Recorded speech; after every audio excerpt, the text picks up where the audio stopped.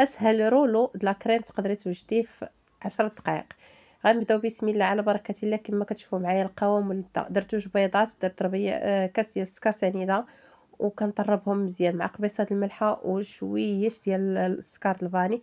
كنطرب مزيان حتى كيطرب ليا. كنشد واحد 4 كاس ديال الزيت، كندير فيه واحد المعلقات من هذاك الخليط وكنخلط مزيان باش ما يهودش ليا داك الخليط، نمزجو مع بعضياتو. بالنسبة للطحين عندي كاس ديال الفورص ديال الطحين اللي درت فيه الكمالة ديالو، واحد معلقة ونص ديال الكاكاو. كنخلط الخليط غير هكا من التحت للفوق كما كتشوفوا معايا كيبقى مرغوي. كناخد الطاوة اللي كتكون هكايا اللي غادي نخليها، انا ما كنضيع فيه حتى شي طريف، ما كنلوحو فيه. كنخشيه في الفران كنخليه يطيب مدة ديال 10 ديال الدقائق.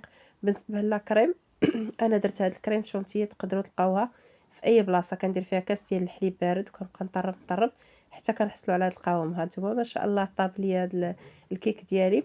كنشد واحد الكويس ديال الحليب، كندير فيه شويه ديال الكاكاو الا بغيتو، وكنبقى كنسقي فيها غير جنيبات. انا ما لحت فيها حتى شي حاجه، ما قلبتها، ما حتى شي حاجه. توجدوها قلت لكم في 10 ديال الدقائق توجد لكم هاد الحليوه.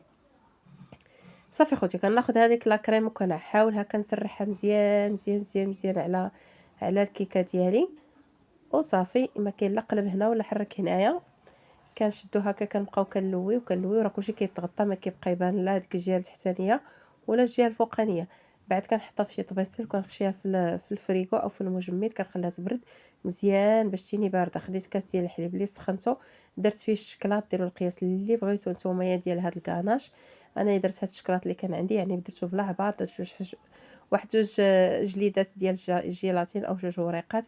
كنخوي هذاك الخليط بحال هكا بشويه بشويه.